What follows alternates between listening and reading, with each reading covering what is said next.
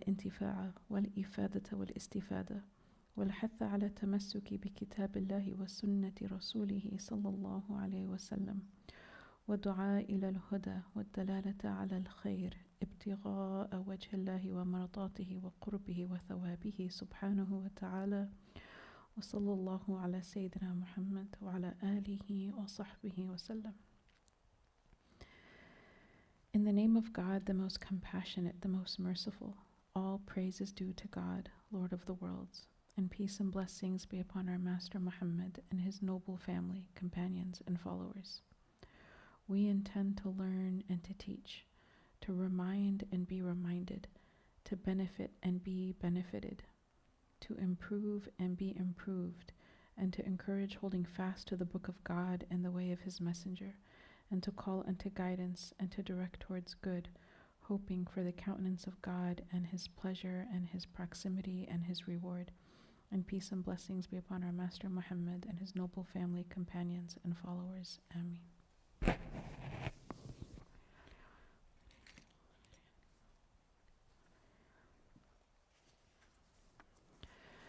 So it's really a blessing to be with you all. Thank you all for waiting. And my sincere apologies for the delay. Inshallah, before we get started on the surah for today, which is Surah al-Kawthar, and I'm so excited to do this surah. It's only 3 verses. It's one of the shortest surahs in the Qur'an, considered the shortest surah in the Qur'an, and probably the one many of you recite often in prayers. The meaning of these 3 verses is so much. Like the word abundance for the surah is a good name, because it's it's only 3 lines, but there's a lot in these 3 lines. Before we go to it, we wanted to just look at what our assignment was from last week's Surah al-Ma'un, and how did it go for anyone who was able to do it? If you want to tell us what the assignment was, yeah.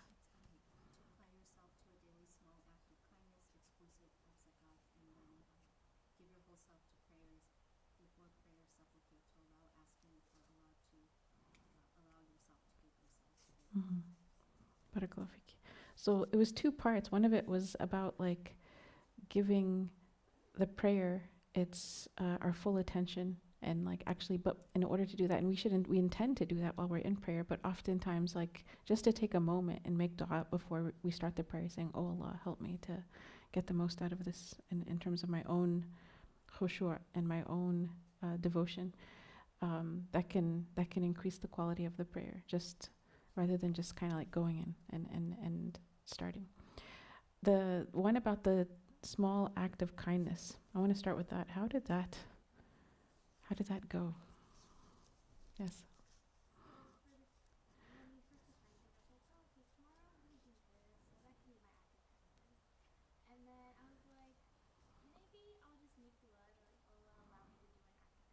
Mm-hmm. Yes. Mm-hmm. Mm-hmm.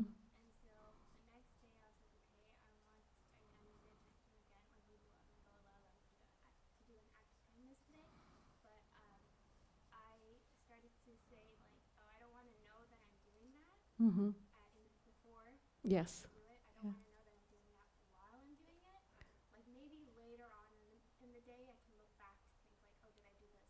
Yes. Yes.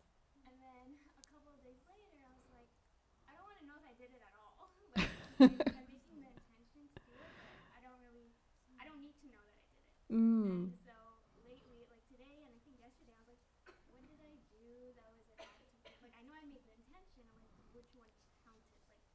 Yeah.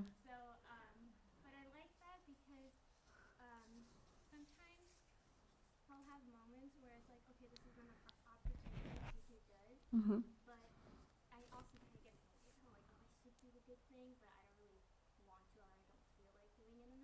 Mm-hmm.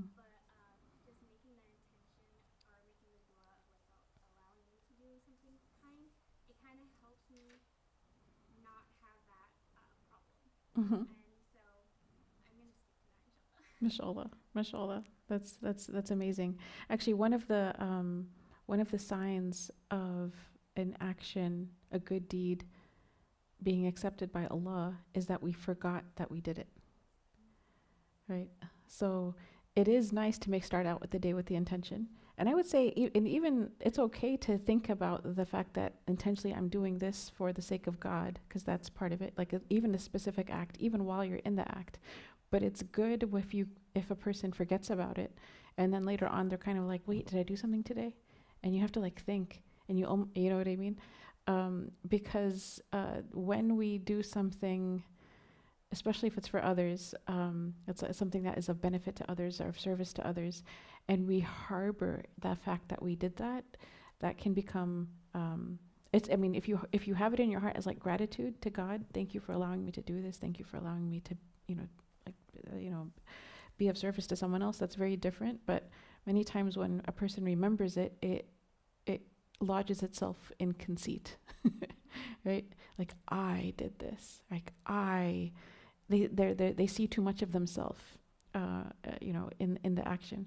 So I would say like it's good to want to do it, but not see yourself doing it. Does that make sense? And to intend to do it and to try to do it, and in those things we set the intention for God. But if you forgot, if at the end of the day you have to actually think, what did I do, right? Then, and that's a good thing in the sense of you probably forgot the good that you did, and that's a sign of acceptance. But I want to say, don't at the same time, because it can be so, what I say, a SMART goal is like measurable. I don't even know the acronym exactly. It's like specific, measurable, achieve. I don't even remember. But the point is that like many people can, from a good place, start off by saying, I'm just going to have a good intention in general, and then actually not do very much. Does that make sense? And they've actually given themselves a similar conceit, well, like in the sense of, well, I know I intend good, so, that's sufficient. We are supposed to, like, in that sense, we are supposed to intend even towards specific acts. So, so that's not like, don't, I want to say, don't throw the baby out with the bathwater, right? Yeah. But it is good that you, like, at the end of the day, when you're reflecting on it and you're like, wait, what was it? I know I did something today, but I don't remember what it was. That's a good thing. Alhamdulillah. Any other thoughts? Any other things that were like this?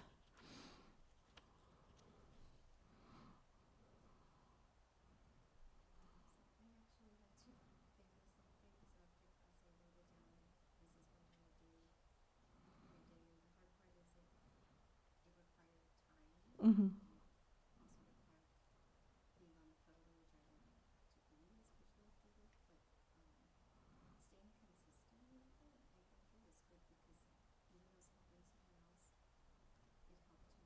Mm-hmm. Yeah.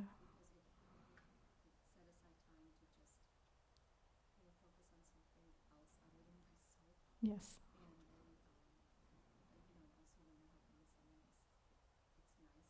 Mm-hmm. Mm-hmm.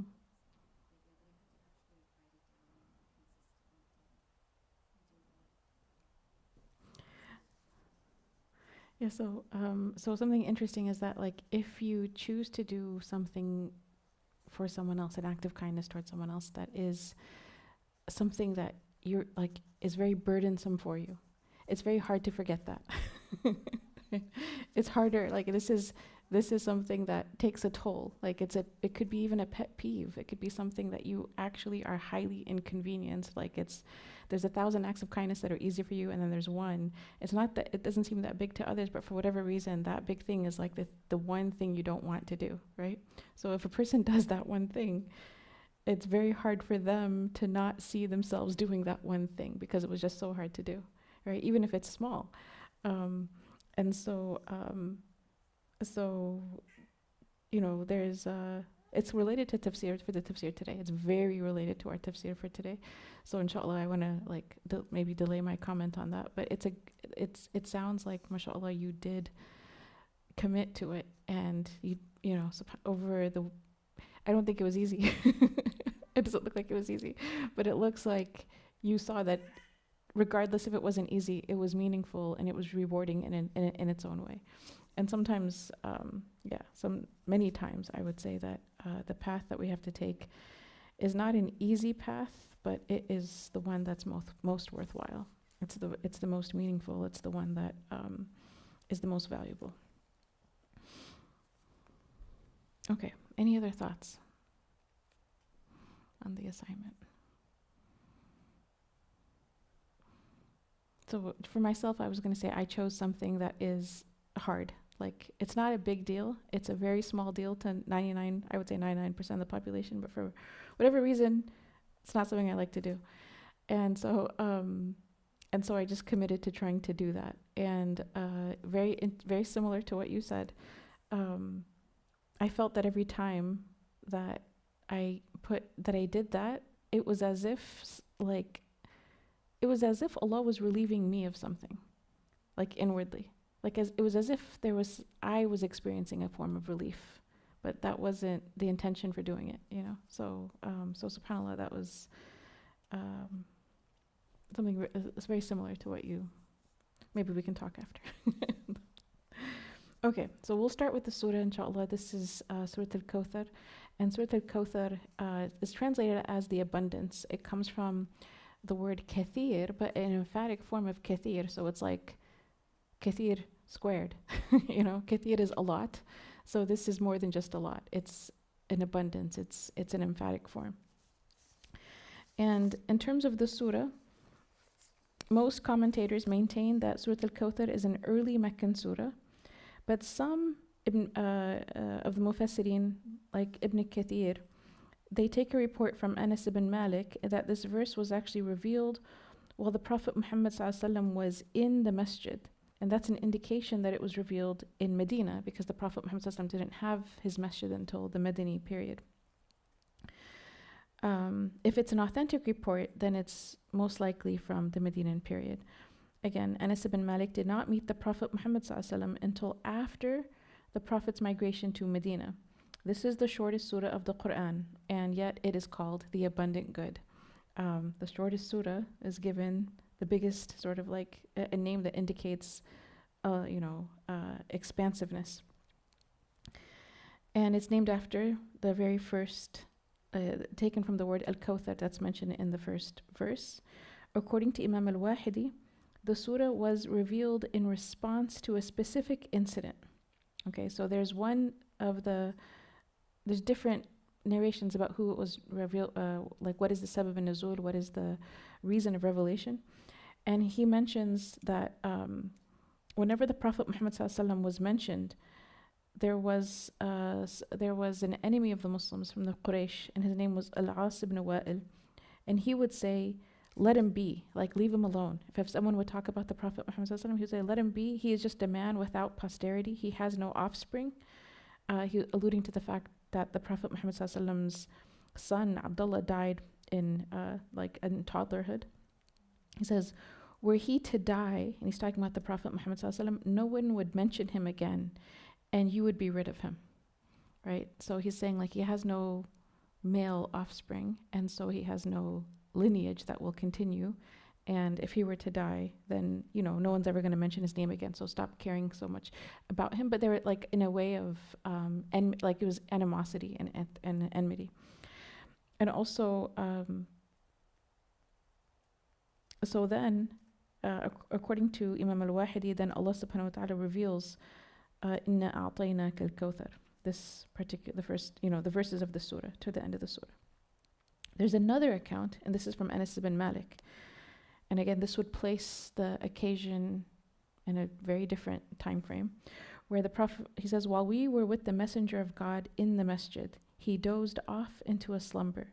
Then he lifted his head smiling, and we said, O Messenger of God, what has caused you to laugh? And he replied, verily a surah revealed to me, right? A chapter of the Qur'an was revealed to me.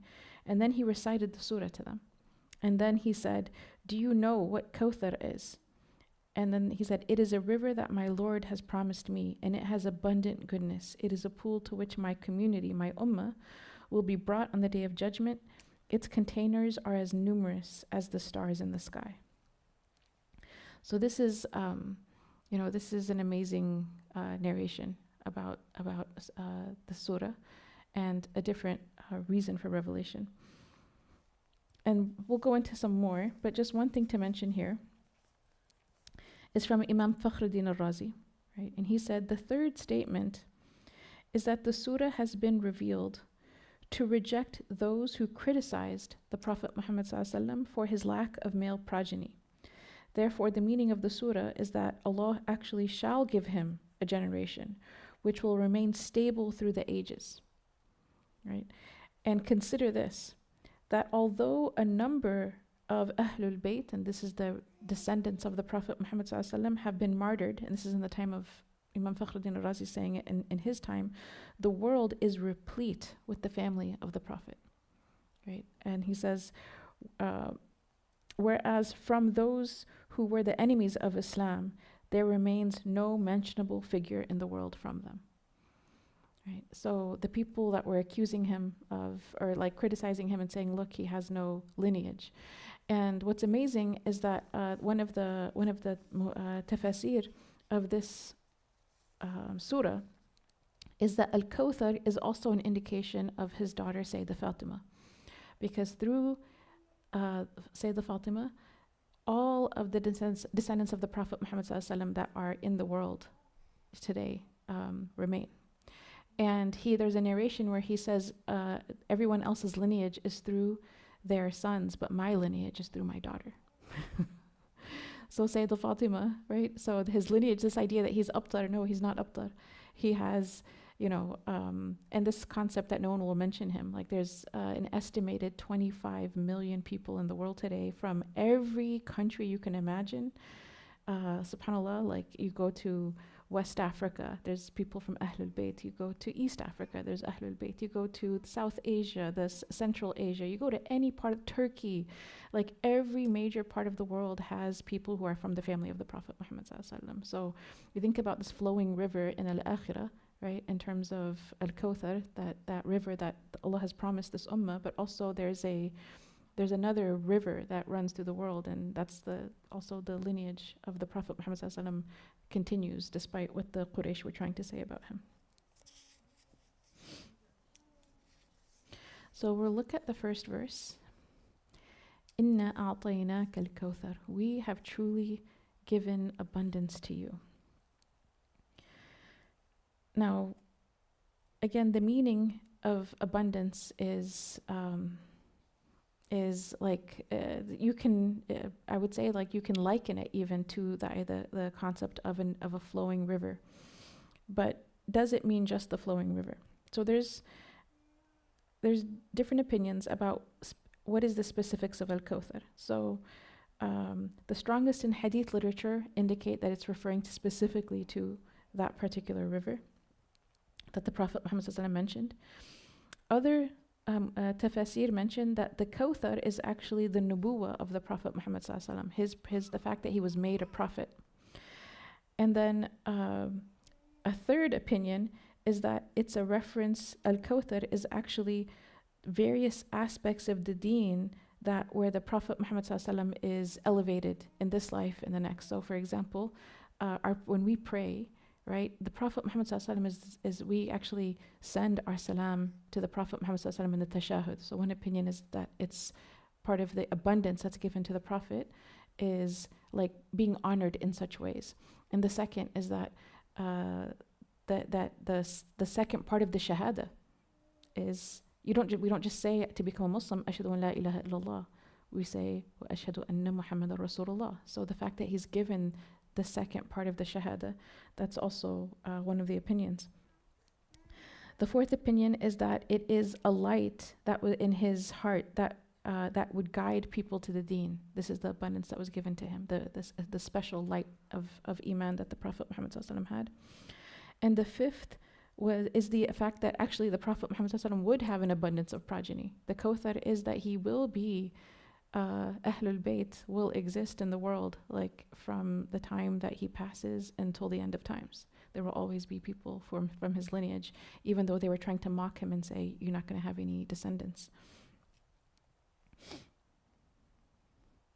Now, in terms of the river, There's the narration, and it's mentioned in Tafsir ibn Kathir. I came to a river, the banks of which were made of tents of hollow pearls. I asked Jibreel, what is this river? He replied, this is al-Kawthar. And then, and according to a different account, Kawthar is a river in the garden whose banks are of gold, and it flows over pearls and rubies. Its scent is finer than musk, and its water is sweeter than honey and whiter than milk. And then again, in terms of what is al-Kawthar, it's related that Abu Bishr mentioned to Sa'id ibn Jubair that Ibn Abbas said regarding al-Kawthar, and this is the statement of Ibn Abbas is very important in this regard. I mean, this is the one that I will go with. He says, the Ibn Abbas said regarding Kawthar, he says, that is all of the good that God has bestowed upon his messenger. So then Abu Bishr has said to Sa'id ibn Jubair, but the people claim that it is a river in the garden. Then Sa'id said, the river in the garden is part of the good that God has bestowed upon his messenger. In other words, al-Kawthar is all of the above. All of the above. It includes the river that has that name, but it also includes all of the good that Allah subhanahu wa ta'ala has bestowed upon the Prophet Muhammad sallallahu alaihi wasallam.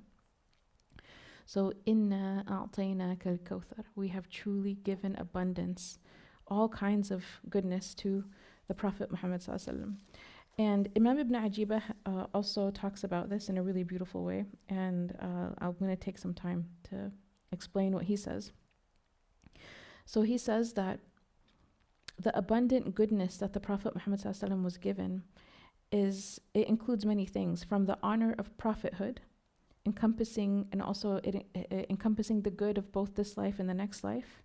Also that he was, in terms of human leadership, like he is the pinnacle of human, existence. There's no human above him. So he is the greatest in this life and the greatest in the next. And also he has the happiness of this world and the happiness of the hereafter. He says, yes, it is said to be a river in paradise, sweeter than honey, whiter than milk, colder than snow, and softer than butter. Its banks are made of pearls and emeralds, and its vessels are made of silver, as numerous as the stars in the sky. Whoever drinks from it will never thirst again. And so that's part of like the process of the believers, is when they go and they drink from the Prophet Muhammad's hands, after that point, they will never experience thirst, ever again. And may we all be granted such this blessing. So he says, the first of the people that will, he mentions this, as I think is an important detail he mentions. He says, the first of the people who will arrive to this river will be the poor people amongst the muhajirin. And these are the poor people amongst the muhajirin who their clothing was soiled and they had disheveled hair in this life. Like they were the downtrodden amongst them. And they did not marry, when they came to the Ansar, for example, when they came to Medina, they did not marry into wealthy families. No great gates, were opened for them, and yet he says one of them died while his need was still lingering in his chest.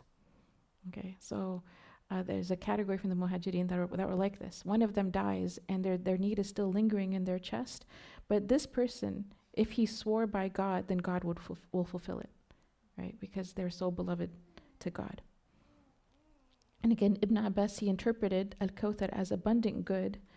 And he told him that the river, he has said that whenever people would say, doesn't it refer to the river? He says the river is from that good. It is not the only part of that good. Others added that the abundance was a reference to the followers of the Prophet Muhammad sallallahu alaihi wasallam, that he would have the largest ummah. Others said that it was the scholars of his ummah, right? That he would have the ummah with the great ulama and the largest number. Others said that it was the Qur'an, that he was given the miracle of the Qur'an, containing also the good of this world and the hereafter. It was narrated. Now this is a hadith that is being narrated, and it's a story that's being narrated in Tafsir Imam Ibn Ajibah. And I'm trying to find the reference that he has for this. Maybe next time, inshallah, I can come with it, because it's a very beautiful story. He says, it was narrated that the Prophet Muhammad ﷺ said, O Lord, you have taken Abraham as a friend, right? What was the title of the Prophet Ibrahim? Is Khalilullah, like the intimate friend of God. And you took Moses as the one whom you spoke. Musa alayhi salam had the beautiful title of Kalimullah, right? Because he speaks to him when he goes, when he climbs the mountain, and he speaks to Allah subhanahu wa ta'ala directly. But they were given these titles, right? So Kalimullah, the one who spoke directly to God, and Khalilullah, like if someone referred to a Khalil in this life, it would be like your best friend, right? So it's like the close friend of Allah subhanahu wa ta'ala. So he said, so what have you singled me out for? Right? Like and so in this narration it says, then the verse was revealed from Surah al-Duha, right?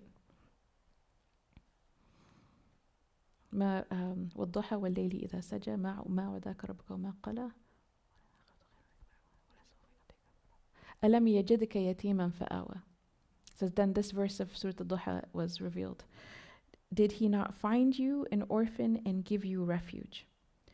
It says, but then the Prophet Muhammad wanted more. He wanted to ask for more. So he said, then Inna a'tainaka al-Kawthar was revealed. And then he wanted more. It doesn't say that he asked for more, but it says like his heart wanted more. And then there's like a side comment here that Imam Ibn Ajiba puts. It's not part of the narration. And he says that being content with what God gives is deprivation. And being content with one's current state cuts a person off from further blessings. Okay, so before we move on, because this is an Imam Ibn Ajiba statement, how do we reconcile this with everything we've learned about in terms of contentment? What was that? It sounds like the opposite, but it's not. Okay, so I'll say it again. He says, contentment with what God gives is deprivation, and being content with one's current state cuts the person off from further blessings. How do we we've taken a lot about contentment in this class, being content with God, being content with God's decree. What is it?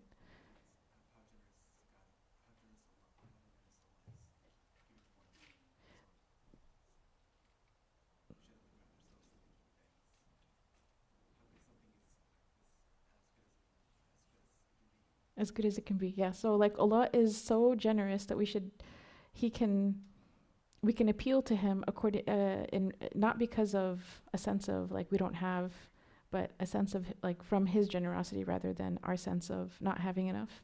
Perchance, maybe that's what you're saying. Yeah.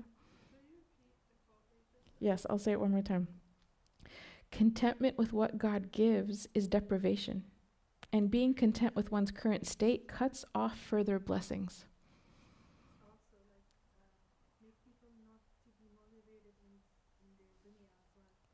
Make people not to be motivated in their dunya. Okay, you are on to the answer. I'll just say that you have. Say more like with those moms telling their daughters, like just be content, okay, with your husband, whatever, like he brings on the table, just make shukr, but that doesn't take, like now, like you would see a lot of people saying the successful man is the one who has a wife who is, keep asking for more, in terms of, so like it goes opposite of the what, like older ladies used to tell their daughters. So I think this is a very interesting reflection you have. I think we should. It's actually an important conversation. So, but I can see the connection to this question. But I don't want to keep you guys guessing. I want to complete the narration, and then I'm going to ask you guys the question again. So Imam Ibn Ajiba does not contradict himself in this. Okay, so we'll place the statement to the side. We'll put it on a shelf. We'll come back to it. Let me finish the narration, and then you guys, I'm going to let you think about what he said and what he meant. Because even when I read this as I was doing it, I was like, what? Your whole section on contentment with God and content with the decree, and but then you have to, when we finish it, it will make perfect sense, inshallah. So he says, going back to the narration, that then Jibreel, the angel Gabriel, descended and said to the Prophet Muhammad sallallahu alaihi wasallam, that God, blessed and exalted is He, sends you greetings and says to you, if I have taken Ibrahim as my friend, right? And he says Khalili, and Moses as one to whom I spoke, right? Kalimi, then I have taken you as my beloved, Habibi. By my might and majesty, I will choose my beloved over my friend and the one to whom I spoke. And so then the Prophet Muhammad ﷺ was reassured. And he had like tama'nina at that point, right? So now, what did Imam Ibn Ajiba mean about contentment? Contentment with what God gives is deprivation, and being content with one's current state cuts off further blessings. Yes.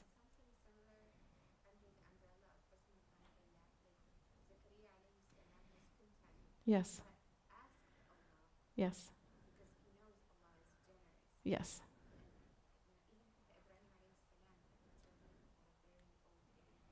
Mm-hmm. It's definitely connected to having a good opinion of Allah. Yes. Yes.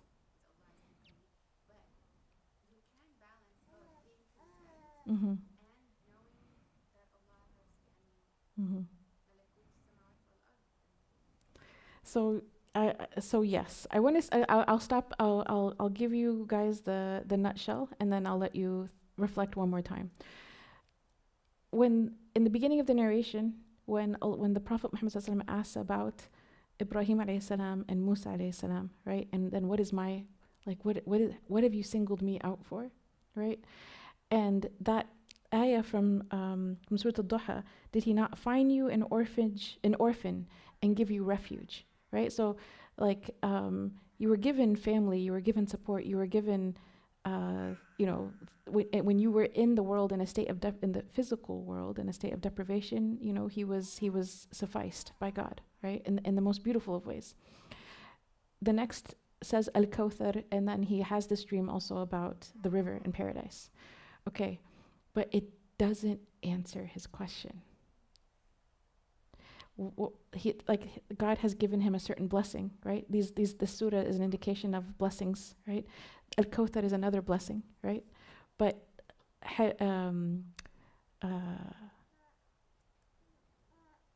Khalilullah is the Prophet's relationship with God, the specific relationship with God. It's not a river. Does it make sense? It's not a station. It's not a title. It's the nisba is with God, right? Like it's relational to his place with Allah subhanahu wa ta'ala. And so Ibrahim is the intimate friend, right? Musa alayhi salam is kalimullah, right? So he has this, again, it's of God. So who am I of God? So he gets that. Who is he? Habibullah. So what is his lack of contentment with these verses that were sent to him? It's not a lack of contentment with the verses themselves or anything in terms of the meaning. It's that he has himma aliyah. He has a high spiritual aspiration, meaning I am not going to be, there's a difference between like I'm content with the divine decree and then I am complacent about like my spiritual growth, right? Because there are people who so I'll go back to what Imam Ibn Ajiba said and then now think about it. He said, contentment with what God gives is deprivation. Now what he's talking about here is like, if I'm sufficed just by the material things of this world, or even the material things of the next world, right? That's not all there is in the relationship between the human being and God. It's not just the things we get. So contentment with just like I don't need anything more than this is it's like, no, our ultimate need is proximity to God, right? Is closeness and love of God. So it's and then going to the next part of the statement, being content with one's current state cuts the person off. So a person, like many times the way that I connect to this also as a Muslim is many times Muslims feel like, okay, I'm practicing. You know what I mean? I'm already doing the 5 pillars. I'm already like, whatever. That's it. I don't need to do any more. I don't need to try any harder. I'm content with my state. right? So the Prophet Muhammad sallallahu alaihi wasallam, even as a prophet, he's not like content in the sense of like, okay, now I have a position, right? His thing is like, who am I with you? I just want to know who I am with you. This prophet he is the one that's your intimate friend. This other one is given the title of the one that you spoke directly to. And obviously, all the prophets are friends of God. And the prophet spoke directly to Allah subhanahu wa ta'ala in Isra and Miraj, right? So he's also someone who spoke directly to God. But it's like, this was a way that God, like, is an honorific that is given to the prophets, that's like a symbolic of the kind of relationship they had with Allah subhanahu wa ta'ala. So what does that mean is that he's not complacent. Okay, replace the word content with complacent, and it makes more sense, right? Yeah. It also makes me think, like, astaghfirullah, not that the Rasul at all was salam, not that he was transactional, but Yeah. like how we should be reminded to be content Mm-hmm. regardless of where we are in life. Like if we have everything and everything is working well for us, Yes. maybe we should still keep asking for Mm. more, but not in the sense where you want more from Allah, but like to just always be grateful, Yeah. not just in the times of need. So his more that he's asking for is in relationship to like who he is with God. It's not a more of the world. It's not even a more of the hereafter, right? He's not saying I want like more palaces in paradise or more, it's not, because he's given that. He's given the river, right? This river that people will drink from. No one will ever be thirsty again.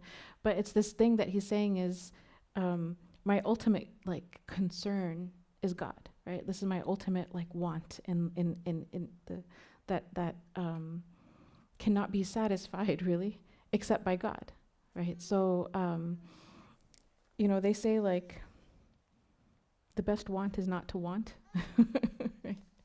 But not to want as it relates to, again, like things that are fleeting, things that are temporary. But what's not fleeting and what's not temporary is Allah subhanahu wa ta'ala himself. Right. In relation to Prophet Muhammad sallallahu alaihi wasallam, it's obviously he never, even like his wives were given the indication in the Quran that Yeah. they want to choose dunya or akhirah. Yeah, yeah. Like, but also like for everybody else, yes. Like to me, like it's indicates, like you're asking Allah subhanahu wa ta'ala for both your akhirah and also for the dunya. Mm-hmm. Like So we do ask for the good of this life and the good of the next life. But when the Prophet's asking this question to God, to Allah subhanahu wa ta'ala, and the angel Jibreel comes, and he has one wahi, but he still wants more, and he has another wahi, and he still wants more, and then finally the exact answer to his question comes.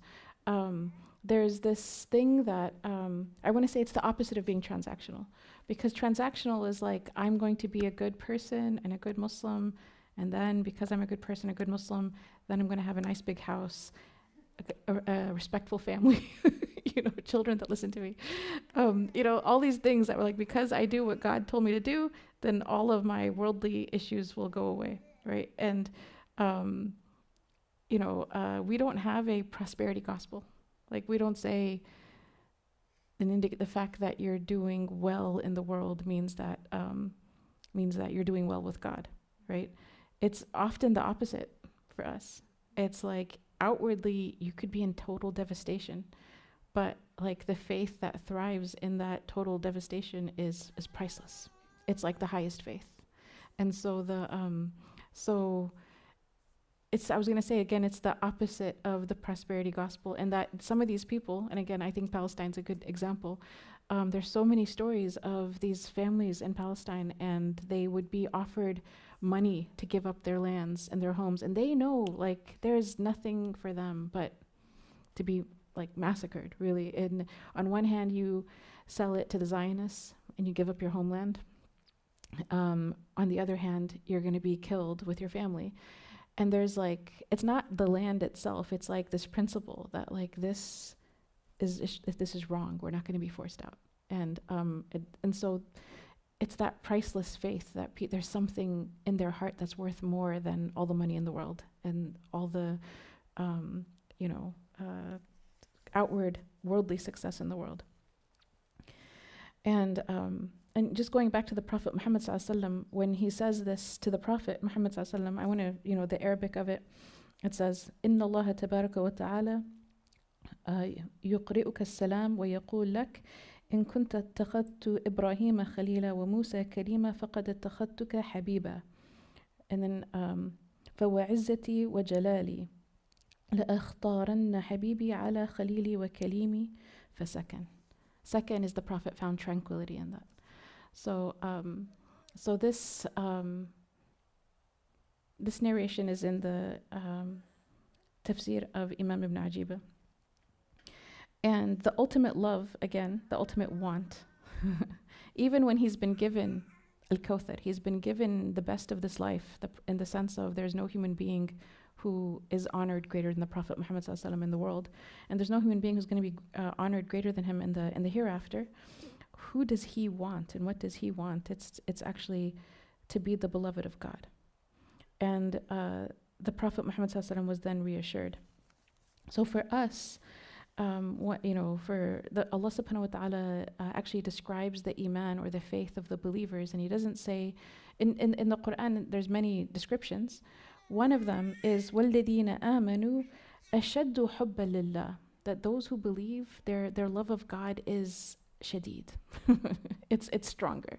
وَالَّذِينَ آمَنُوا أَشَدُّ حُبًّا لِلَّهِ. And so that's the it's this fire of love in the heart of the Prophet Muhammad sallallahu alaihi wasallam, and also this fire of love that distinguishes the believers. There's a special prayer that I want to encourage us to make, and it's a prayer that the Prophet Muhammad sallallahu alaihi wasallam would make. It's from, and maybe you've heard it before. Allahumma inni as'aluka hubbak. Oh Allah, I ask for your love. Wa hubbu man yuhibbuk, and the love of those whom you love. وَحُبَّ كُلَّ عَمَلٍ يُبَلِّغُنَا حُبَّكَ, and the love of every action that brings about your love. And you can say it in English, you can say it in Arabic, but this is a prayer I would recommend to all of us, is because you know, sometimes I think this was asked when we did the retreat. They were like, what if you don't have longing for God? Like we would talk about people who long for God, long for an intimate, close relationship with God. So what if you don't long for God like that? Then we should at least long for God. If we don't long for God, then long for God. And this is where that prayer comes in. Allahumma inni as'aluka hubbak wa hubbu man yuhibbuk wa hubbu kulla amalin yuballighuna hubbak. Oh Allah, I ask for your love and the love of those whom you love and the love of every action that brings about your love. You could say the whole affair, in the words of Shaykh Fuad, who teaches on Wednesdays here, he always says this. He says the whole affair is about love. And it's the divine love that is between the Creator and His creation, the love of the Prophet Muhammad sallallahu alaihi wasallam that's between him and Allah, the love of this ummah of the people and their love for the Prophet Muhammad sallallahu alaihi wasallam. And it's going to come up again in the tafsīr. So he says, فَصَلِّ لِرَبِّكَ وَانْحَرْ. So pray to your Lord and make your sacrifice to Him alone. Now it says the language itself is so pray to your Lord and make your sacrifice. You could say the implication is to Him alone. It's for God. Imam Ibn Ajiba, he says, so pray to your Lord and sacrifice indicates the sequence, as also the fact that there's a fa. So if you've been given all of this wonderful good, fa, then pray to your Lord and make your sacrifice. And so the one verse is connected to the other, and it indicates sequence. He says the bestowal by God upon the Prophet Muhammad sallallahu alaihi wasallam of the aforementioned gifts, which no one else in the world has ever received nor will ever receive, necessitates the commandment in the most compelling way. and that is to persevere in prayer to your Lord, who has showered you with these magnificent blessings, blessings unmatched by any other, purely for his sake, unlike those who are heedless in their prayers. That's in reference to the surah we covered last time, so that you may fulfill the obligations of gratitude. And then he says, for prayer encompasses all forms of gratitude. So how does the ritual prayer, how does the one ritual prayer encompass all forms of gratitude? Like our 5 daily prayers, how does that actually encompass all forms of gratitude? We're grateful to God with our hearts, we're grateful to God with our tongues, and we're grateful to God with our bodies, right? And gratitude is to use that which God has given you, to not use actually what God has given you in other than his obedience, right? So the prayer encompasses all forms. Your whole self, you know, bring your whole self to the prayer. Your whole self, your heart, your tongue, your speech, your body, it's all in worship. It's all in obedience to God. So he says, prayer encompasses all forms of gratitude. And here, one sacrifice refers to the sacrificial animals. Now, the sacrificial animals in that time were the choicest of the possessions of the Arabs. So it's like choosing the thing that they prize the most to sacrifice and actually give in charity to the needy. Unlike those who would actually neglect the needy and withhold from them, and even withhold the smallest assistance, again, as was mentioned in the previous surah. It's also, so there's many opinions about this, okay, in terms of what is the prayer and what is the sacrifice. One opinion is that it refers to the Fajr prayer in Jama'ah. It's the actual salah that's being said here is the morning prayer in congregation. And then the sacrifice in Mina, in terms of when a person is making the pilgrimage. It's also been said that it refers to the Eid prayer, and then also the sacrifice of the Udhiyah that happens in Eid al-Adha. Another interpretation is that it refers to prayer in general, and sacrifice is something that happens in the prayer where someone puts the right hand over the left hand on their chests. Another one is when they're raising their hands, when they're doing takbir, when you say Allahu Akbar, that opening takbir. Ibn Abbas would actually say, in this regard, he would say, face the Qibla, like when you pray, face the Qibla with your neck, right? And meaning during prayer. This was also stated by Al-Fara and Al-Kalbi. I'm going to go to where he mentions it in Arabic.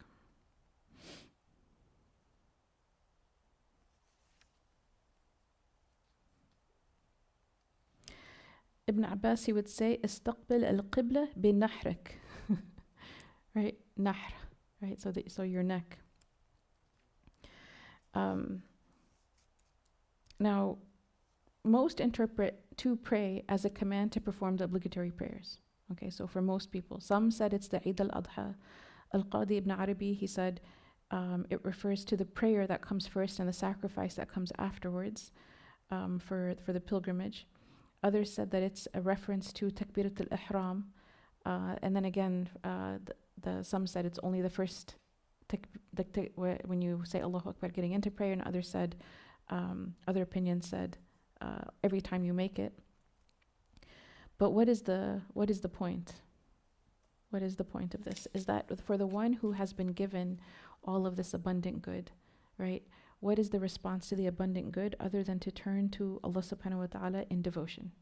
And so much devotion, like the prayer, the prayer being that mind, heart, mind, body, tongue, soul, all of you, in that prayer.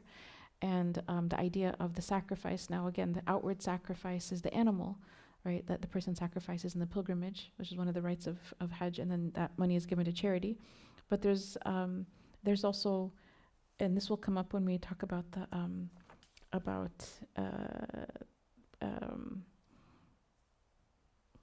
my mind is blanking.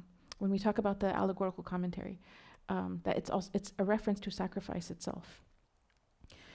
That blessing, when a person has blessing, it indicates a level of sacrifice.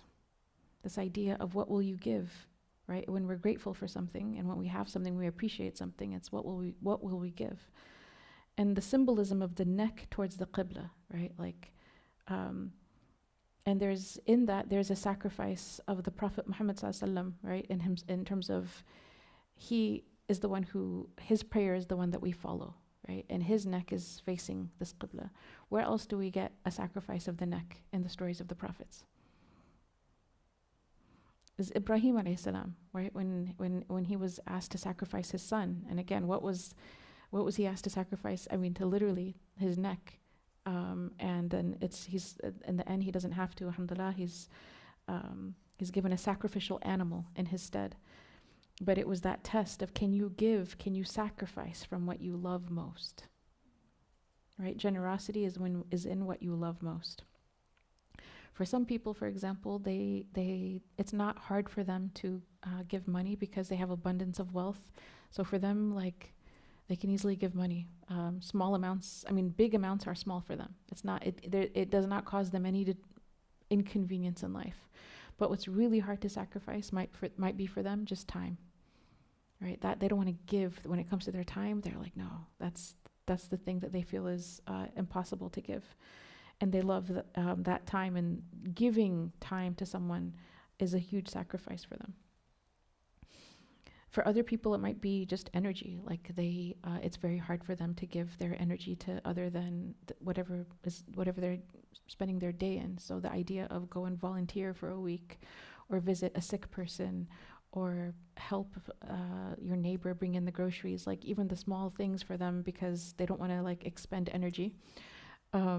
It could be someone who's maybe their life might be already exhausting, or it could be someone whose life is not exhausting, but they're incredibly lazy. And so, like anything from like the smallest thing could be taxing for them, right? But blessing indicates sacrifice, right? And so this khayr al-kathir, when you think about what is like the greatest good that we've been given.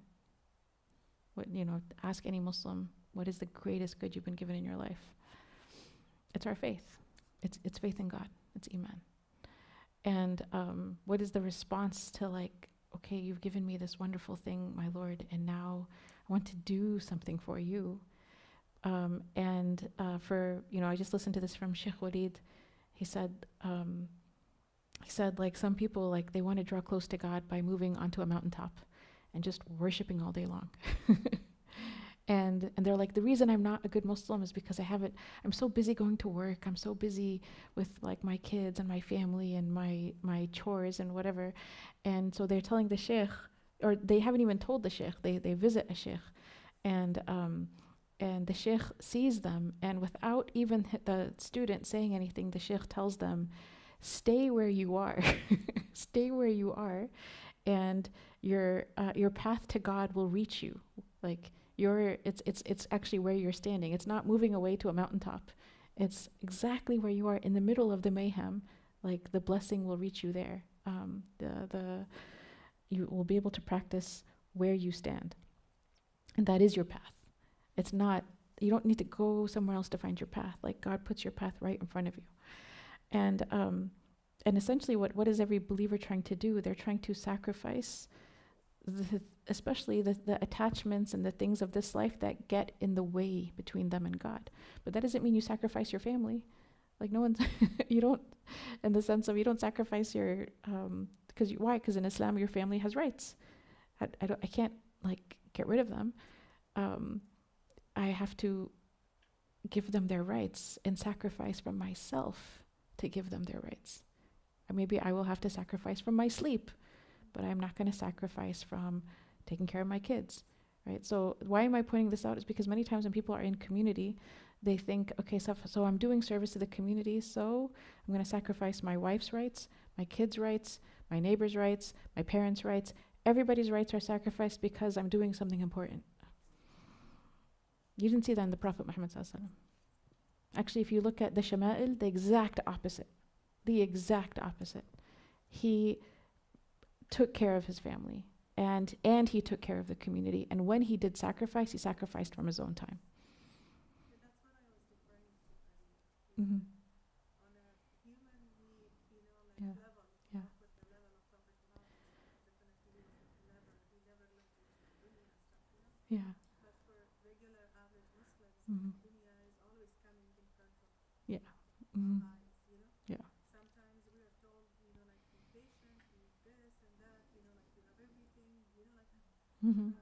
and then asking for more is becoming taboo dua, for a lot of Mhm. Muslims, that, you have everything, you shouldn't be asking for more, you shouldn't be, make dua for your akhirah, make dua for this, but not for dunya. Mhm. Mhm. Because you have enough, you are not, asking, you're not in need of any help or anything. Mhm. So don't try for more, don't try for more, Mhm. you just have to be happy for what you have. Mhm. Yeah, and as you said, a lot of families are suffering with this whole thing of the the the breadwinners are like, okay, I'm doing this khidmah for the community or that or this. Mhm. So the whole family has to deal with it. Mhm. Mhm. So it's interesting that like if there are, I mean, it does open up another conversation in terms of um,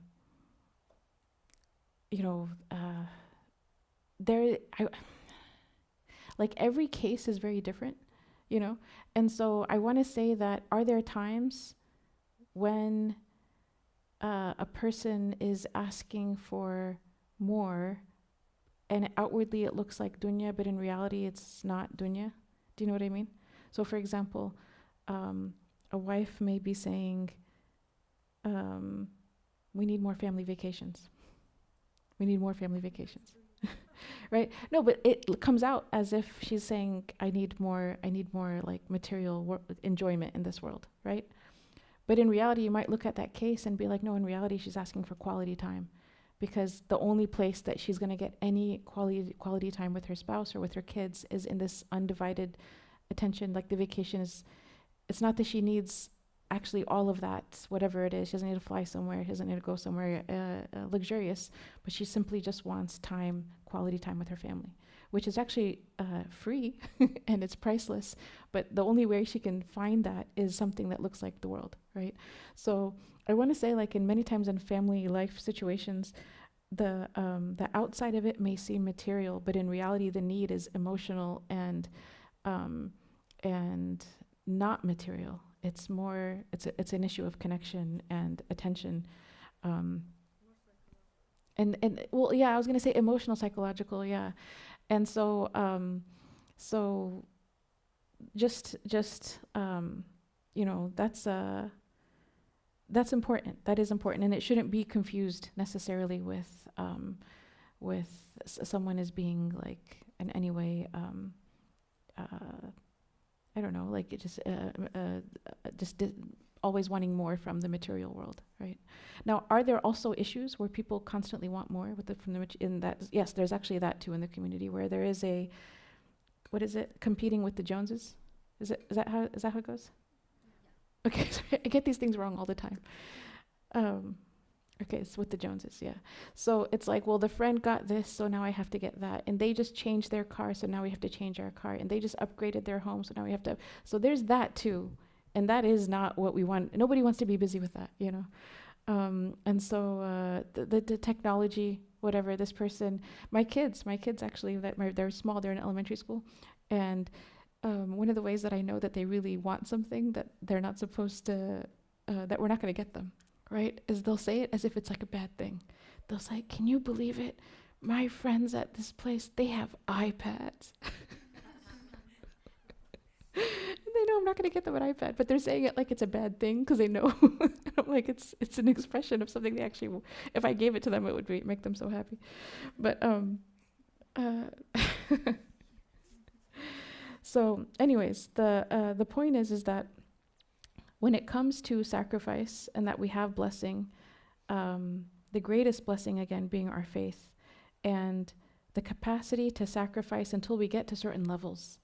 And you can call it sacrifice, you can call it mujahada, to struggle against the lower self, you can call it,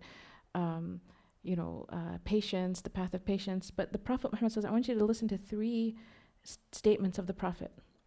He said, لا يؤمن أحدكم حتى يكون هواه تبعا لما جئت به. Okay, so you don't truly believe until your hawa, again, until your desires, your actual desires, your hawa follows, is in alignment with what I came with. So this is like the highest. He's giving you like true faith, meaning like you don't even. This is a level where the person does not have negative waswas. Okay, so there's 3 levels of the self. The lowest self calls you to evil, the middle self reproaches you when you fall for it, and the highest self is content with God. And Allah is content with them, or is pleased with them. And that an-nafs al-mutma'inna, and this level of the self, it only commands its person to do good. It only tells it that it's a point where, because there's thoughts come from 4 sources, right? They come from either a thought comes into our mind and it is our own thought, this is from the nafs, or it comes to us from a whisper of the devil, or it's a whisper of an angel, right? Or it's divine, right? And they have different effects on us. That's how we know what the source is. But he's saying that the hawa, this is when the thought comes from yourself. You don't truly believe until the thoughts that come from yourself, tab'an lima ji'tu bih. The thoughts that come from ourself is in alignment with what the Prophet has come with. And there are people in the world who have reached this level, okay? Because we don't get these descriptions in the Qur'an and from the Prophet except that people have realized them, all right? They're not just for prophets, right? They're for the best of believers. And again, we are people who, no matter what level we're at, and we could be at the lowest level, right? But we still aspire high, like the Prophet did, right? In that conversation, when he's saying like, what have you specified for me? That's him saying, I want more. I want the highest level of relationship with God, right? So each person can have that. That's not just for the Prophet for Sallallahu Alaihi Wasallam, who wants the highest relationship with his Creator. It's for everyone to ask God, I want the highest creation. I want the highest relationship with my Creator. The second statement, لا يؤمن أحدكم حتى يحب لأخيه ما يحب لنفسه. So he does not truly believe until he loves for his brother or sister what he loves for himself or herself. So, and this is in humanity. Imam Ghazali says this does not just refer to a Muslim. This is like in humanity, your brother in humanity. You don't truly believe until you love for them what you love for yourself. You don't reach this level without sacrifice. That's not a level anyone can get to without sacrifice. The third, لا يؤمن أحدكم حتى أكون أحب إليه من ولده ووالده والناس أجمعين, or والناس أجمعين. You don't truly believe until I am more beloved to you than your children and your parents and all of mankind. That after Allah subhanahu wa ta'ala, the love of God is actually the love of the Prophet of God, the love of the Prophet Muhammad sallallahu alaihi wasallam. And so we sacrifice, and this, in a sense, we're battling our lower selves until it submits and is in alignment with what the Prophet has come with, so that it commands us to good and no longer commands us to evil. And we sacrifice by battling greed and selfishness and material attachment until it is the same to us if we see a blessing on someone else as if we saw that same blessing on ourselves, right? If I saw that someone else has something, right, that's like, and I have as much enjoyment from seeing that another person has something as if I had it myself, right? This is like, I love for them what I love for myself. So that doesn't happen without sacrifice. And then to love the Prophet Muhammad ﷺ more than anyone else, that also requires sacrifice. I have to sacrifice the things that are in opposition to what the Prophet Muhammad ﷺ loves in order to love him more, right? And so it's sacrifice. It is a path of sacrifice until you no longer see the thing that you're sacrificing as in any way hard to give up for the thing that you're getting. What is that? And if you're trying to get something that, again, is a material sort of like thing, it's not, you won't be satisfied. But if it's like, I'm sacrificing this for God Himself, then that's the transaction that cannot be disappointed. Because you're not saying, I'm sacrificing this so that I can have a spiritual high. I'm sacrificing this so that I can feel things and experience things, or be given a station, or be given none of it. None of that. It's literally, it's for God because of who He is. So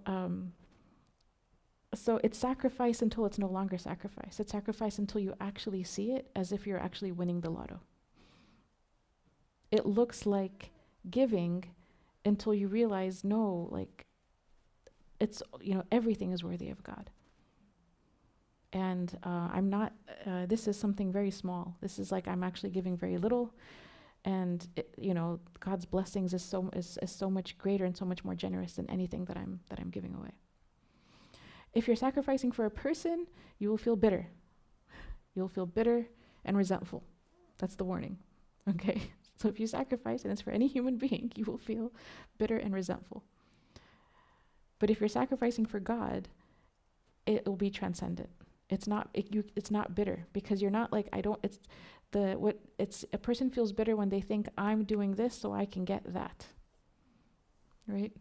But like, that highest level of love is like, I'm doing this because you are God. Right? And you're worthy of all of it.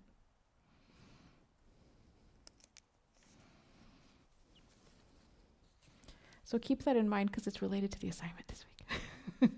Don't worry, it won't be too hard, inshallah. Okay, the third ayah. Inna shani'aka huwa al-abtar. Indeed, your enemy is the one who is cut off. And here, the meaning is that your enemy is actually the one who will be without descendants. And Imam Ibn Ajiba comments further. He says, your enemy who has no descendants, for he has no offspring, nor any good name left behind. As for you, your descendants, your good reputation, and the traces of your virtue, meaning the Prophet, will remain until the day of resurrection, because every believer born is your child and descendant. Here referring to spiritually. Your mention is exalted on the pulpits and on the tongues of every scholar and rememberer until the end of time. They begin by mentioning God and then by mentioning you, and you have in the hereafter what cannot be described. And so he's, this idea of the people who are saying that the Prophet Muhammad ﷺ doesn't have kids, that they're actually going to be the ones who will be without descendants. So abtar literally refers to an animal whose tail is cut off. Okay, so it's an animal. That's what the literal meaning of it is in reference to. But it's understood in language to mean someone who is they don't have an inheritor, and so the succession for them has ceased. So the enemy of the Prophet Muhammad ﷺ is inna shani'aka huwa al-abtar, that the one who is your enemy, they will be the one who are cut off. And again, abtar was used by the Arabs to refer to those whose sons had died but who still had daughters. For the Prophet Muhammad ﷺ, Qasim and Abdullah, both of them, he had both sons, but they died while they were toddlers. He later on had his son Ibrahim, and he also died as a toddler. And so this became kind of like a way of mocking or ridiculing the Prophet Muhammad ﷺ. And then also they would say it about him, saying that he's cut off from his own tribe.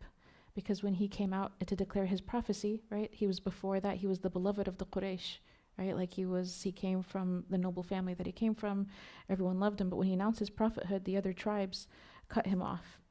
And so, or even some of the people from his own tribe would cut him off. So according to Ibn Abbas, Ka'b ibn Ashraf, who was a leader of one of the Jewish tribes of Medina, came to Mecca, and the Quraysh said to him, you are a leader of the people. What do you think about this? And they said about the Prophet, and I can't, what do you think about this worthless man who is cut off from his people? He claims that he is better than us, while we are the people of the sanctuary, the people of custodianship over the Kaaba, and the people who supply water to the pilgrims. So then Ka'b told them, you are better than him. And so then this surah, it said that this surah was revealed in response. And the Imam Ibn Ajiba also adds that when this incident occurred, that a verse was revealed about Ka'b. Have you not seen those who are given a portion of the scripture, then who believe in idols and false deities? Surah Nisa. So, like this was someone who was a leader of the Jews in Medina, and yet he came and affirmed the way of the idol worshippers. Isn't a prophet on monotheism closer to you than the idol worshippers that you're affirming and saying they're better than what he's calling to, even though he's calling to the same one God? And so, so this is mentioned in Surah Nisa.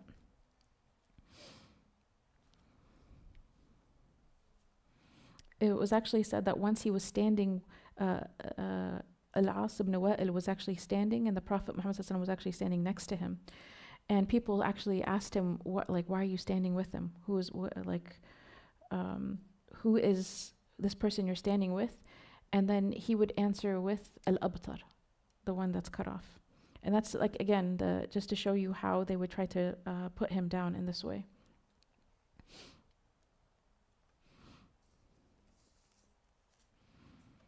In either interpretation, right, whether it's referring to the Prophet Muhammad ﷺ not having the male lineage, he still has lineage, but it came through Sayyidah Fatima, not the place they were thinking, or the idea that he was cut off from his tribe. When they disbelieved in him, or some of them fought him, it indicates the importance of loving the Prophet Muhammad ﷺ and the dire consequences of hating him, as well as the idea that true posterity or true legacy lies in faith and deeds and not in children. So Allah subhanahu wa ta'ala mentions in the Qur'an that the day of judgment is a day when neither wealth nor children will avail anyone save for the one who comes to God with a sound heart. And so Imam Ibn Ajiba, he says, like, this surah is also an allegory, and there's a metaphor in the surah for those who I described earlier, these people of the highest level, right, where their souls only call them to good, right? Their souls only call them to what the Prophet came with. And these are people who are intimate friends of God. These are people who may be inheritors of the Prophet Muhammad ﷺ on a spiritual level, right? Because they on a spiritual level, their heart only commands them to what the Prophet came with, right? So he says that people like this, they have been given an abundant goodness, because whoever attains the knowledge of God has attained all goodness. What has he lost who has found you? Right? This is the statement of the poet. What has anyone lost who has found God? So pray to your Lord with the prayer of the heart, and sacrifice your ego and lower desires.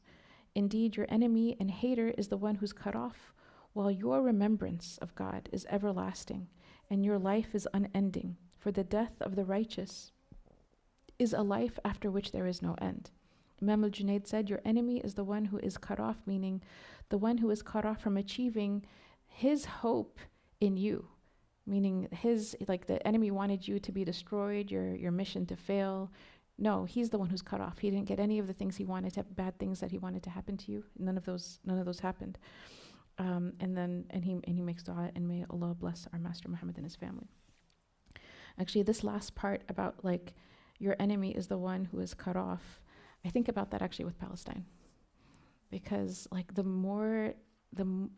they're doing heinous crimes, and the more they do it, it's all backfiring. Like everything is backfiring. Like I think I just saw today, I know I don't want it to be political commentary, but I just think about it like you pay every single media agency, you try to control every politician, you try like all of this money, millions of dollars, businesses, this whole industry to hold down something that is it's just wrong. What's being done is wrong, right? And it cannot, no matter what is expended of wealth, it cannot keep the truth out. And it cannot stop people from turning around and seeing it. You know, they can like buy TikTok, they can, what is it? Like my Instagram I don't know what happened to it. Like there's, when you can tell that no one saw your post and you're like, wait, yesterday everyone saw my post and today no one's seeing it. They did whatever they do to hide your algorithm. They do all of that stuff, and it's still, today I saw that it was Megyn Kelly who, people are coming out of, I have no opinions about Megyn Kelly. I'm just going to say that. I have no opinions about hers. But the thing that I was surprised with was that she's coming out in public saying, I realized that I was brainwashed for 14 years and I took everything as a given, and now I'm looking a good hard look at everything I was told, and I have a very different outlook on what's been sold to me about Israel and Zionism. And so it's like they can spend every penny, they can do every kind of wrong that can be committed, and they can't shut down the truth. And so he says, al-Abtar, your enemy is the one who is cut off from achieving their hopes in you. Like you might do you might succeed in some very terrible crimes, but you will not succeed in wiping out the truth, because the truth will, Allah subhanahu wa ta'ala will always, always, always expose the truth to those who are looking for it. So in terms of the assignment for this week, it was going to be to think about, aside from, I do encourage us to make this dua, Allahumma inni as'aluka hubbak, or in English, oh Allah, I ask for your love and the love of those whom you love and the love of every action that brings about your love. And I'll send it in the Telegram group, both Arabic and English, so you guys have it. Okay, thank you. And then the second part is sacrifice. But I'm going to say start small and think about something that you might cherish. It seems like a big deal to you. And I want to say sacrifice from it a very small amount. For example, if it's sleep, if you are someone who loves your sleep, right? Just wake up 10 minutes earlier. That's your goal for this week. Just literally sacrifice 10 minutes, wake up earlier, maybe make more prayers, maybe do something for someone else. I don't know, make breakfast for your family. Do something, but just dig into something that's inconvenient by a little bit this week. If for you the thing that really irks you, something you don't want to sacrifice is, I don't want to say something. Let's say it's, I don't know, pick something. I don't want to say a thing and then a person might think that's too hard. But maybe it could be an amount of money if you want to just start with something obvious, which is like to give a small amount in charity. It could be something that, time-wise, like it would mean the world if a member of your family, you gave them 10 minutes of undivided attention in some way during the week, each day that week. Like just take 10 minutes to sacrifice for the purpose of learning to do this. And again, it's only sacrifice when you feel like you're giving something up. So long as we feel like we're giving something up that we love, it's sacrifice. But can Allah transform the feeling of sacrifice into the feeling of receiving? Yes. There are times when the person who's giving actually feels like they're the one who's receiving. And that person has sacrificed a lot, and now they don't feel it or experience it in the same way. It might be hard and they still feel like they're receiving, like not that they're not giving anything at all. And so, it's just something that I remembered when I was doing this tafsīr was a time when we were in a retreat, and there's a husband-wife couple, and they do permaculture. They go to barren land and they bring it back to life, and they're very old. They're in their 70s, and but mashallah, very strong, very strong, impressive people, husband and wife. And I was overseas for this retreat, and it was all about how in Islam we don't just believe in conservation when it comes to nature. We believe in permaculture, which is that things can be revived. Dead is not just forever dead. You can if you work with it properly, you can actually bring dead land back to life. And so these are permaculturalists who do this all around the world. They're at the retreat, and I forgot what happened, but someone was because the sisters were dorming together in the retreat rooms, and something happened in the room. I don't know if it was some animal or insect, or I don't remember exactly what even that caused. It was an inconvenience. And so the sisters, some of the sisters were like went to the organizers and they said, like, we got no sleep last night because X, Y, and Z happened in our room. Do you guys have another room that we can use? And all the rooms had been rented out. And the husband and wife couple, they were like, they can use our room. They can use our room. And we know they have like a nice suite in this retreat center that's mostly like camping style, you know, and theirs is probably a nice one. And we were looking at them because they're in their 70s. And where are you guys going to sleep? And they're like, we're going to sleep in nature. They're like, we're going to sleep outside. And I'm thinking, like, it's very hot. The country we were in was like, I don't know, for me, it's like 90 something degrees is very hot, right? So it was 90 something degrees plus. And then they were just like, no, please. They were so insistent that the sister takes their room and that they'll sleep outside. And they were like, what about you? What about you guys? And they were like, we can take care of ourselves, you know? And so the fact that they kind of were like, we got the outdoors. On one hand, it was like, what I saw was, for me, it's a huge, like, I thought to myself, would I offer that sister my room? And the answer for me was no. So I wouldn't do it. I wouldn't do it. I'm not going to sleep outside in 90-degree weather with insects. But I'd let her share my room, but I wouldn't like just leave, you know? So, but then I was looking at them and thinking, like, how is it that they're able to like give like this?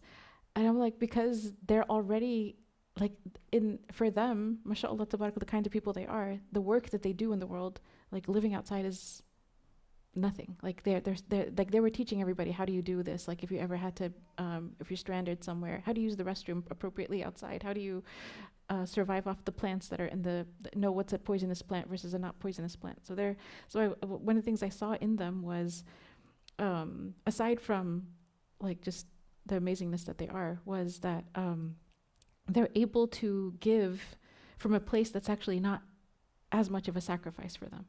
Why is it not as much of a sacrifice for them? Because they've already like adapted to a particular, they already know how to live with the bare minimum, kind of, you know? So it's not, they know what they're getting themselves into. It's not an unknown, you know? It's a, yeah. So I just wanted to share, and I'm reflecting as you share this. So a huge sacrifice I did exactly a year ago today was I gave up my dog for the sake of Allah. Prior to embracing Islam, I didn't know. Yeah. So when I found out, I wanted it to detach. Yeah. I was very attached. Yeah. I had him for 8 years. Yeah. And I feel like now that I'm reflecting on this, I actually felt like I received a lot after giving him up. Yeah. And I did find some difficulty in the beginning, and I had a conversation with Shaykha, and she told me to pray to Allah to remove ego from my heart. And I found that step very difficult to me. Yeah. Just to even ask Allah to remove him from my heart.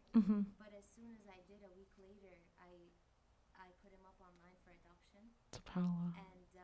And that was December 2024, going into January 2025. I knew I didn't want to start the year with him in the house.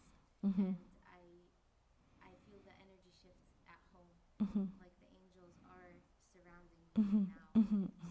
So, alhamdulillah, I feel like after I gave up that attachment, I can almost SubhanAllah. do SubhanAllah.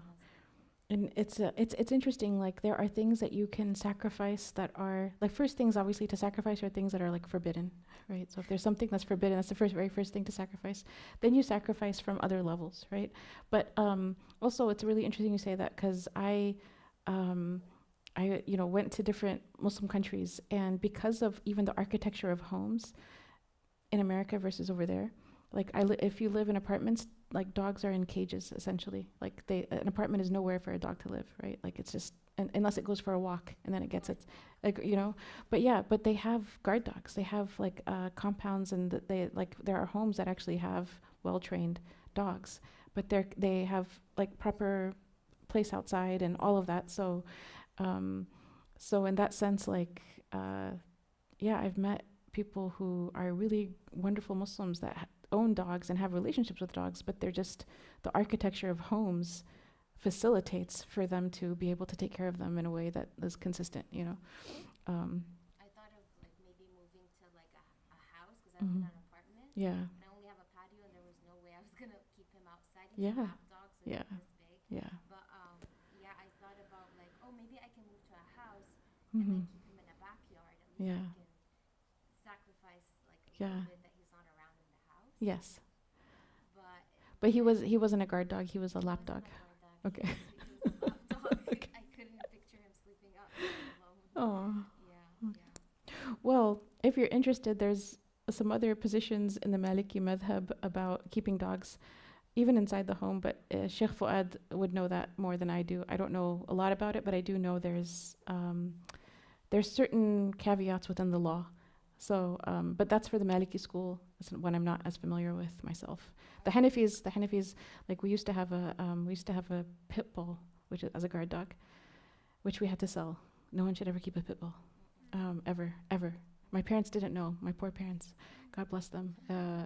My brothers, convinced them that we needed a guard dog, kept only outside. But as a Hanafi, I had a particular jilbab that I would wear for going outside and playing with the dog. And then I would leave the jilbab out, we had this covered patio. I'd leave it in the covered patio, and then I'd take it off and then come in, wash up and everything. But there are apparently there's some caveats within the law that I'm not familiar with, but maybe someone like Shaykh Fuad, if you're ever interested, and just learning more about it, because there's dogs played an important role in Muslim societies back in the day. So. But yes, back to the point about sacrifice. My actual background is law. So when people bring up legal things, I'm like, wait, but there's a caveat and there's a thing. But sacrifice, you can sacrifice from things that are forbidden. You can sacrifice from things that are makruh. You can sacrifice from things that are gray area. You can sacrifice from things that are even permissible. Right? So when I say 10 minutes of sleep, that's totally permissible. You don't get any sins for sleeping 10 minutes more, right? It's not that. It's more like learning to dig into ourselves so we can, I want to say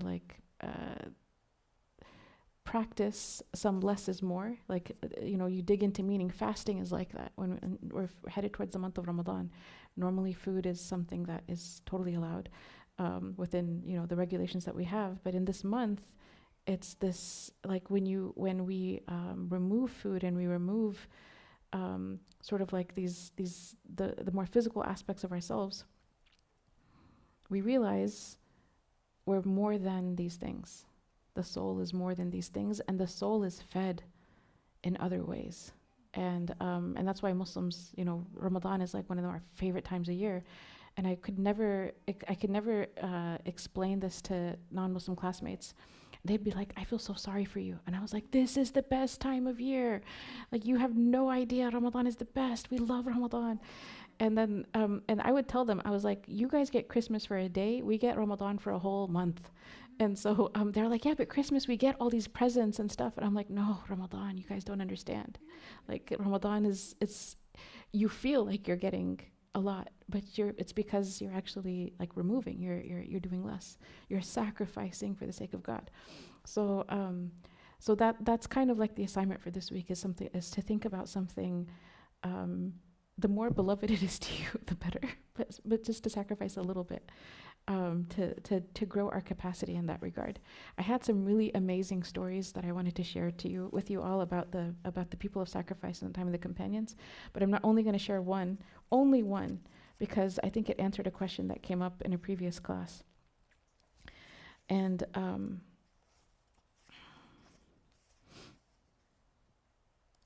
it's in a section from the Stories of the Generous in the series that my husband's actually covering with the San Diego Majlis class on Sundays. And so if anyone wants the reference, I can give it. But this one is about Sayyidah Aisha. Okay. So it was reported that Sayyidah Aisha divided 180,000 dirhams in one day alone amongst the people. So she had 180,000 dirhams and she distributes it to all the people who are poor and needy.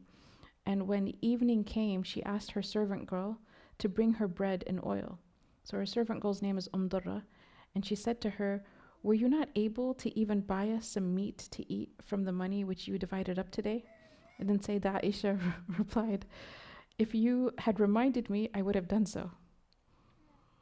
If you would have reminded me. So what do you guys get from this? She has 180,000 dirham. She distributes it to all the poor and needy. Then later on, she's like, "Can you just bring bread and oil?" And she's like, "With 180,000 dirham, you couldn't like spend some of it to get us meat?" And then she goes, "Yeah, if you would have told me, I would have done it."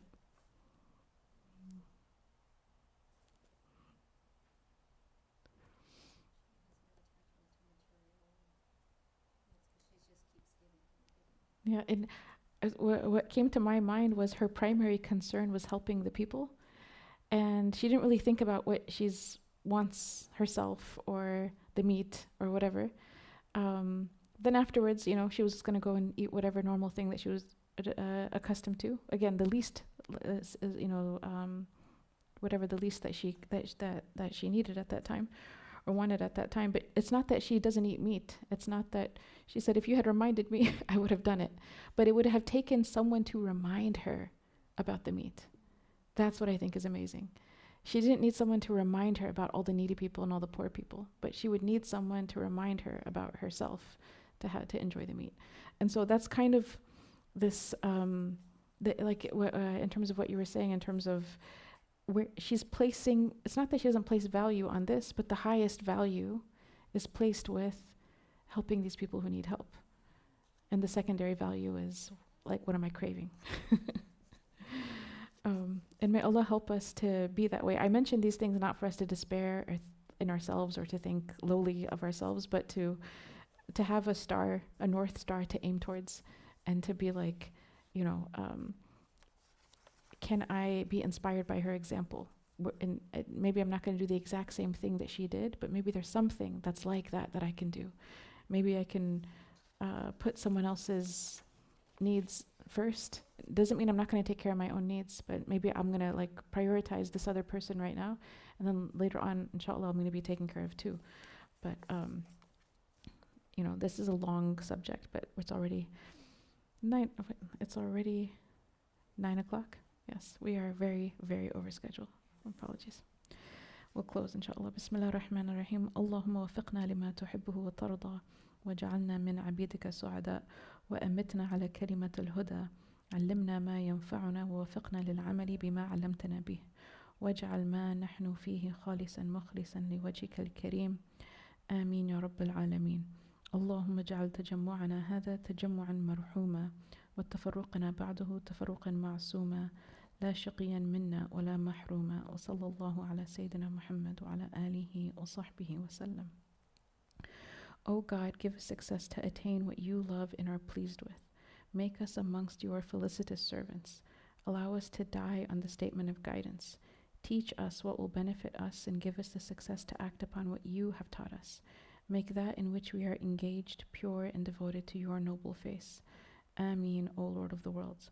O God, make this gathering of ours a gathering enveloped in mercy, and our parting thereafter a parting of our sins purged and forgiven, not one of us wretched or deprived. And peace and blessings be upon our Master Muhammad and upon his noble family, companions, and followers. Ameen.